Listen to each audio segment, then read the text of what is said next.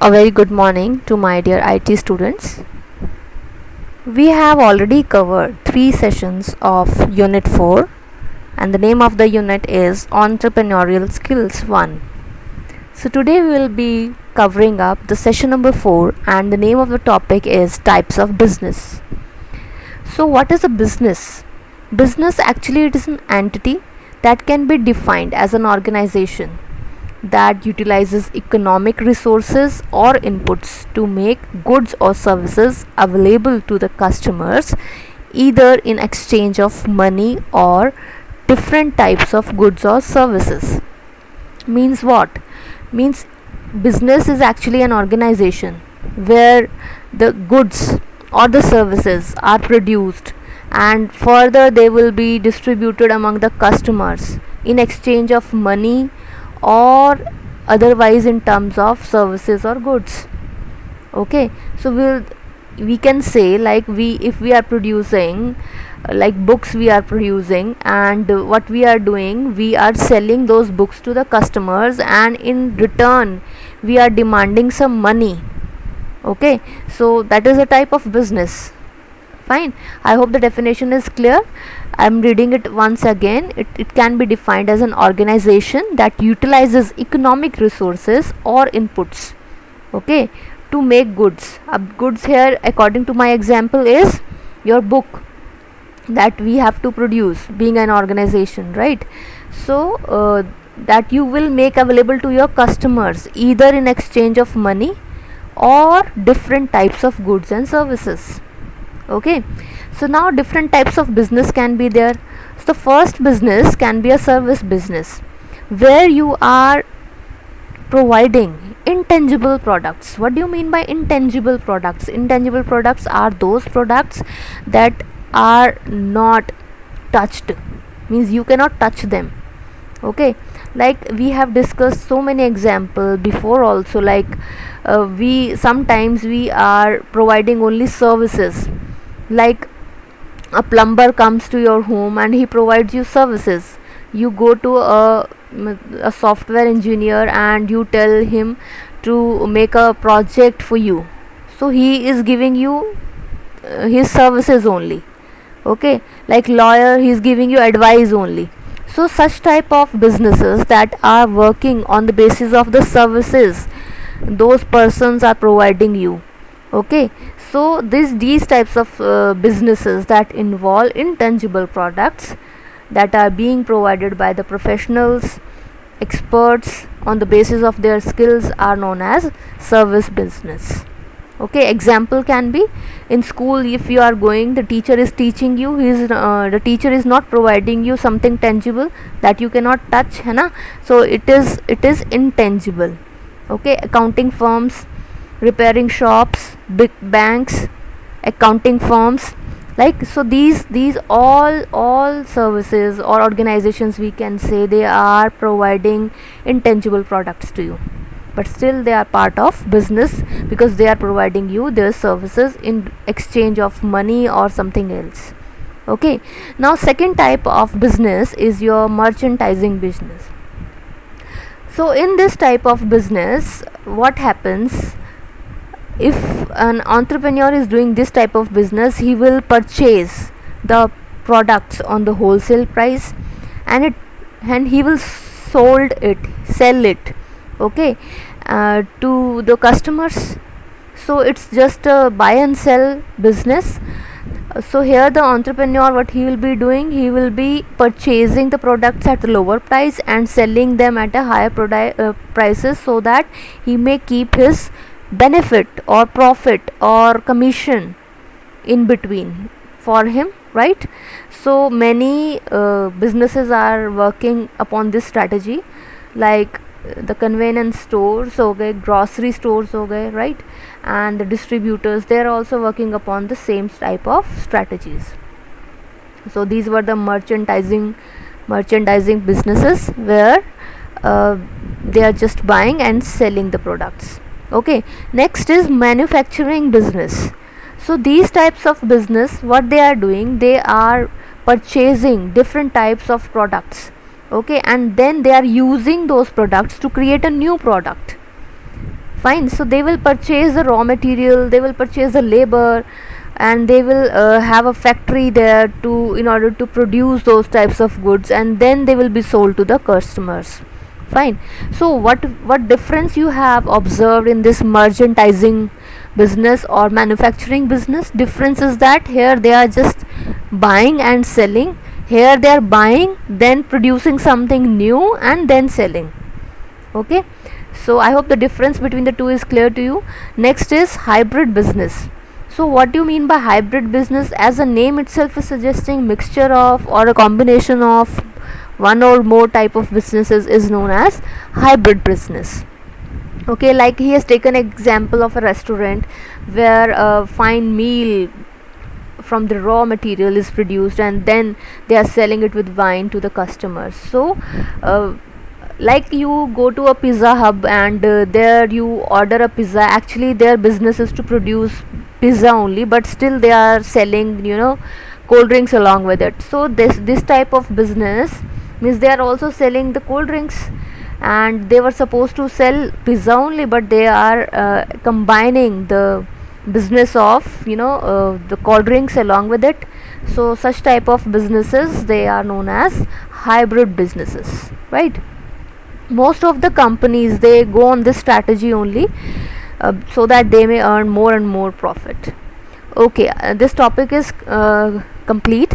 Now before we move to session 5, let us fill ups and true false. So dash business involves more than one type of business. We have just covered it is hybrid business. Mark these things in your book also. Vision refers to the characteristics of an entrepreneur to visualize the way of successfully complete the task to achieve the set goals and objectives. So it's true. Dash entrepreneurs are the entrepreneurs who are cautious and skeptic about bringing any change in their modus operandi and enterprise. They will restrict. So these types of entrepreneurs are known as Fabian entrepreneurs. Okay, now next topic or next session we can say is 5th session, and the name of the topic is community business activities. So what do you mean by a community business? This is a type of business that is set up by the communities facing challenges together in developing a business. Actually, this type of business is local to a particular community. Okay, and why it has been done means why the people are promoting or taking care of this community business, because when they don't have so much of money to set up a huge business, they will go for a community business. Why? Because it is restricted to a local area only, and they know people nearby them, and they can easily promote their business just by creating good relationship with them. Okay, so they will focus on the community business, and with the help of it they can maximize their profit also. Okay, so actually the community business is is basically required to boost up the local economy. Okay, so it will really give a positive impact on the whole community. If the community business grows, the whole community will grow. Okay, like in locality you can say in shopping mall, some type of shops they are set up. So that is an example of community business within a locality or within a local area. If some shops are being opened and they are giving services to the person or the people living in the near locality, so if means if they are doing good business, those shops are doing good business, so definitely the value of that locality will also increase. So we can say that community business leads to the growth of a particular local area. Fine. And sometimes what happens, this community business actually it is confused with the social enterprises, but actually it is not true.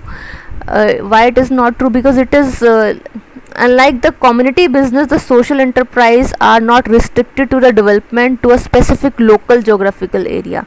So what means what? The social enterprises, they are not confined to a local geographical area like the community businesses, they are confined to a local geographical area. Okay, so the conclusion of this particular topic is that community business, actually they are confined to a local area only, and they work for the development and betterment of that particular locality in which they are set up. Okay, now some key features of the community business are: first is they are locally rooted. I told you that they will be confined to or the betterment for a particular geographical area in which locality they have been established. Second key feature is that trading for the benefit of the local community. They will do everything that is required for the benefit of that particular locality. See, there is a mutual benefit actually. If the people, they are coming to their shop and they are demanding something, and that particular community business is taking care of the community needs, so definitely more customers they will be able to attract, plus their own business will grow. So this is a very good point. Mutually both are being benefited. The locality people, they are also getting benefit of the business community business they are doing, and the community people, I mean those who are performing these businesses, they are also benefited. Okay, next point is accountable to the local community. Okay, they are accountable to the benefits of the local people. Okay, then broad community impact, because the overall locality is going to be benefited, so the we can say the reputation of that locality grows. Okay, if you have a good shopping area, shopping mall in your locality, and if someone comes to buy a house near that particular locality, so he will take it a positive factor that there is a shopping mall there from where we can purchase the things. Okay, so it gives a broad community impact also to the people that this locality is very self sufficient. Okay, next session is session number 6. Next is the distinguished characteristics of entrepreneurs. What characteristics the entrepreneur must have. This type of topic we have already covered, but still few important points will be covered, so I am covering this topic for you people. First point is that economic and dynamic activity. Okay, so entrepreneurship is an economic and dynamic activity. Why it has been said so? Because here the entrepreneur has to keep a check always that what are the needs of the society, what they want. According to that, he must develop something new, and moreover he must take into account the optimum utilization of the resources that are present with him. Okay, so that he may not have to spend much more money than he is having, and he may be able to provide the best out of his creative idea to the society. Okay, next is related to the innovation. I told you earlier also many times, the entrepreneurs, they are always in search of new ideas. Okay, and with their new ideas, what they are doing, they are serving the society, and they are always means giving such solutions to the society which are always beneficial for the people. Okay, and next is your profit potential. In entrepreneurship, the profit potential is the ability of an entrepreneur through which he develops the idea into concrete business. Okay, so here the main concern is that whatever an entrepreneur is generating, that idea must lead to a concrete business venture. Means whatever he is trying to implement must bring benefits in terms of the monitoring, or we can say in terms of money. Okay, so whatever they are trying to produce must bring profitable results for the enterprise and to the society also. Okay, risk bearing. Next characteristics is risk bearing. He must have the capacity to bear the risks. Okay, and he must be result oriented. Why? Because if whatever he is trying to implement will not bring result in a positive way, then he will be not he will not be growing at all, and definitely then his enterprise will be shut down. Okay, so he should be result oriented. Okay, so in order to minimize the risk, what he should do, he should definitely try to do the feasibility study of the things that he is trying to implement. I told you what is feasibility study in previous lecture. So feasibility study is that whatever he is doing, whatever he is trying to implement, is it really feasible in the real world? Means will that implementation bring profit to him? Okay, so these types of things he must think of and do certain surveys in order to minimize the risks, and still there will be risks, so how he will be able to bear those risks? So he must be prepared for such type of challenges. Okay, now next topic, session 7 we are going to start, and the name of the session is Entrepreneurial Development Program. Okay, so it is in short known as EDP. So EDP is Entrepreneurship Development Program. Actually, this is a program, or we can say it's a training basically required to train the entrepreneurs. Why training is required, you know very well. Because when we are trying to start up a new thing, we must know how to implement those things, how to get started, and how to enhance our more knowledge towards that particular thing. Okay, so regarding these concepts, EDP works, entrepreneurship development programs. So actually they will charge certain money or fee, but that will be quite minimal. Okay, but this will really help them to obtain the necessary knowledge and the skills that are required to be a good entrepreneur. Okay, so let us discuss this essential characteristics of EDP. EDP is your training, actually one sort of training that is required for the entrepreneurs to grow up fast and to avoid the risks. Okay, so first is motivation. So the EDP actually motivates the entrepreneurs so that they may start up with a good idea, and they must feel confident also before implementing something in the market. Okay, next is provide opportunities. EDP, it suggests many solutions to their problems, and it enhances their knowledge and the required skills that should be there in the entrepreneur. So definitely if their skills are enhanced or groomed, then definitely they will bring more profit to their enterprise. Next is the purpose of developing the first generation entrepreneurs. Actually, EDP, it ensures the development of the first generation entrepreneurs who have actually failed to achieve the desired objectives. Okay, so in order to successfully implement whatever they were thinking of, the EDP is required. EDP is actually shaping up their business so that it may be implemented in a better way. Okay, now next is the key tools for HR development. So HR stands for human resource.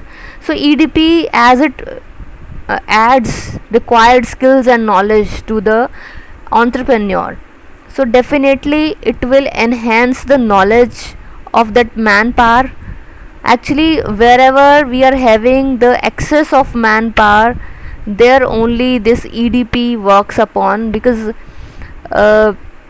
this EDP enhances the level of knowledge and the level of confidence in that particular HR, or we can say the human being or human resource, so that they may generate their self-employment.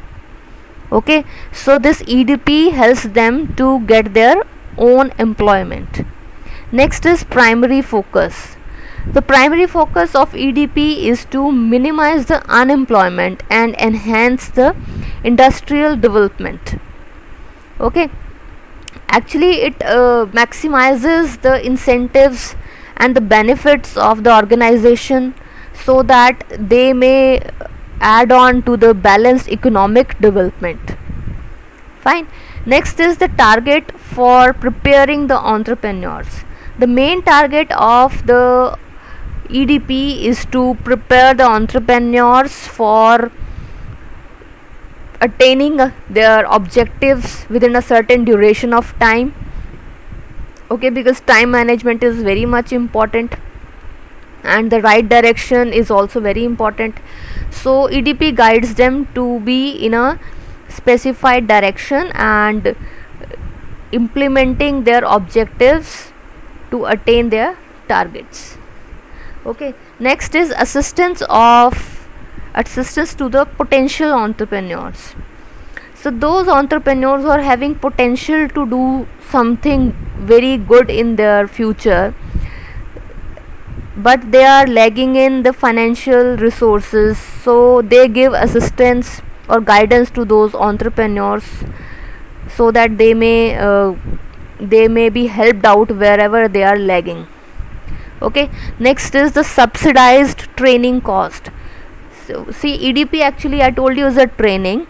So here the entrepreneurs, they are charged a very low cost, or we can say a minimal token fee, which is actually required so that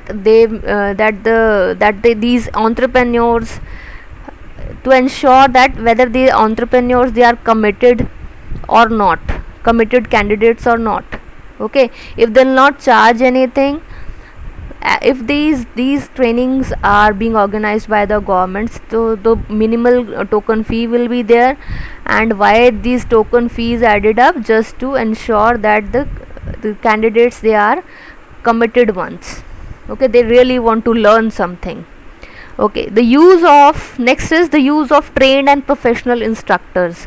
So EDP will be conducted by well trained and experienced personals, and they will be having the skills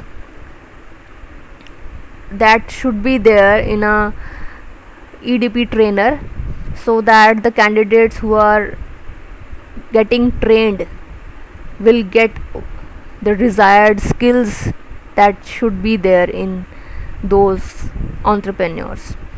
Next is the last point of this topic is a process. So EDP is actually a continuous process that is classified in 3 steps mainly. One is the pre-training, second is the training, and third one is the post-training activities. So it includes 3 types of activities. One is pre-training, second is training, and post-training activities. So we'll be discussing these trainings or the steps of EDP in next lecture. I hope you have understood the concepts properly, and make the notes of these topics in your fair notebook. Thank you so much.